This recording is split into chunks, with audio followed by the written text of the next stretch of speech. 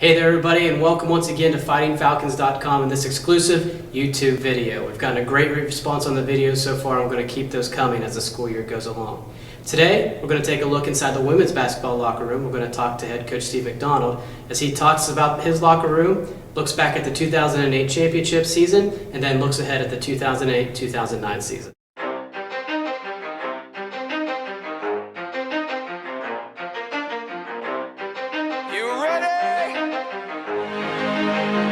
Let's go! Yeah! For those of you that want to know what we're all about, it's like this, y'all. This is 10% luck, 20% skill, 15% concentrated power of will, 5% pleasure, 50% pain, and 100% reason to remember the name. He doesn't need his name up in lights, he just wants to be heard, whether it's the beat of the mic. He feels so unlike everybody else, alone, in spite of the fact that some people still think that they know. But no, he knows the code. It's not about the salary, it's all about reality and making some noise, making a story, making sure his click stays up. That means when he puts it down, Todd's picking it up. Let's go. Well, welcome to Fairmont State women's basketball and the nicest small locker room in America, and that's how we characterize our locker room. Several years ago, when we took the program over in 2000, this was one of the areas that we felt was very much in need of work, and it took us a few years to get to it because we had some other jobs to do first. But 2 years ago, we were able to do some massive fundraising. The coaching staff worked extremely hard, along with several community leaders, including Jack Hammond, and we were able to piece together the finest small locker room in America. We're very, very proud of it. We incorporated local businesses for all of the work. All of the woodwork that you see was done by Randy Hess, one person along with his father, and so it's all hand done. The falcons are engraved into the wood. That was done by Winner's Choice.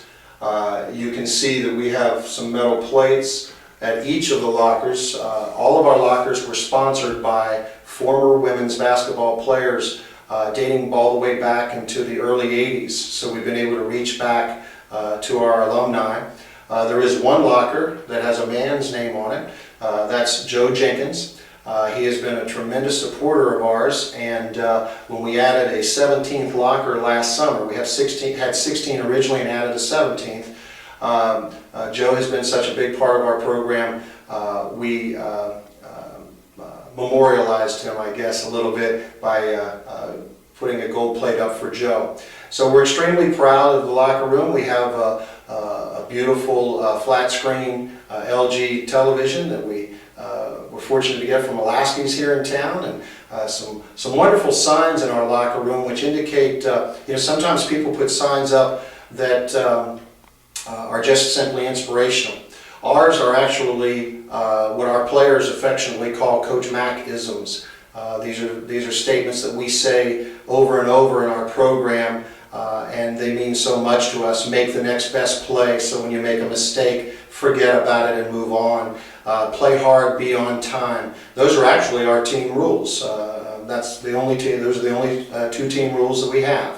And then we spend a lot of time talking about the sign that says respect plus communication equals trust. And we believe that when there's trust between the student athlete and the coach, and the student athlete and other players, then good things happen, and certainly great things have happened in our program over the years. Above me, there's a brand new stereo as well. So this has become a very positive aspect of our program that used to be a tremendous negative, and as I said, we're extremely proud of it.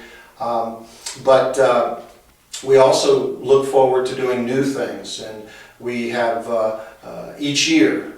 We plan on doing something that promotes the program. For example, this year we're going to reach back to our alumni even more with an alumni classic basketball tournament in January, where we're going to have an alumni game along with some other activities. So, but the locker room has been a focal point for us. We believe the most important part of our program are the players that are in it now. And so we are extremely happy and proud that we've been able to provide this kind of an environment for our players. I think the most exciting aspect of last year's season was watching a group of girls totally come together.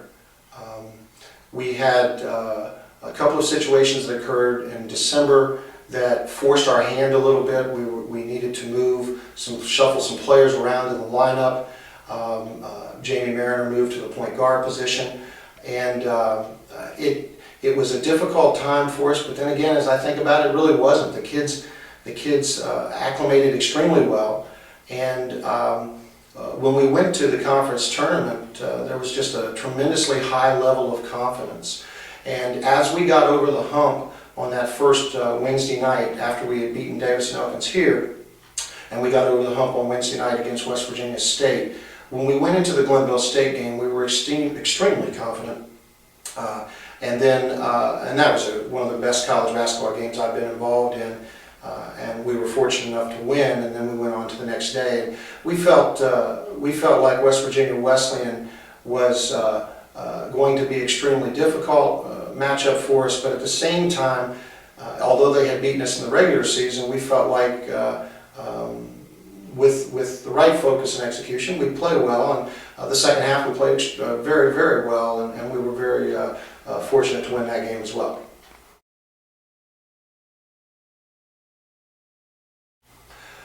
Frankly, I think that each season is an entity of its own. There's a certain amount of carryover from one year to the next in terms of tradition, in terms of team character, the way that players believe that they have a responsibility to live up to what's happened in the past.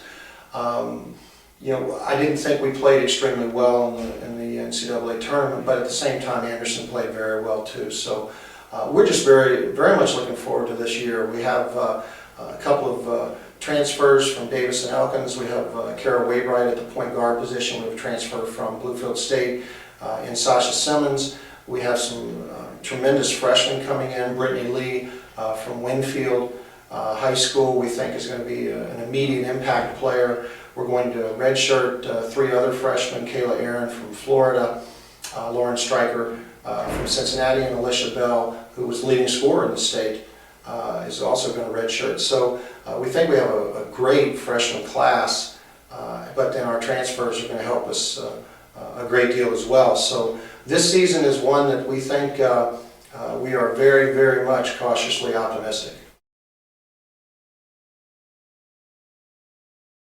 Well, since 2003, we've averaged 22.7 wins a season, I think it is. So for the last 6 years, we've had a great run. We've produced 2 All-Americans, 2 championship titles, 2 NCAA tournament bids. But I think the statistic that I'm the most proud of for our program is that in the last 6 seasons, Fairmont State is the only program in the West Virginia Conference to finish in the top 5 in the final regular season standings each of those 6 years. So that shows a tremendous amount of consistency on our players' part and the hard work that our assistant coaches and the coaching staff has done.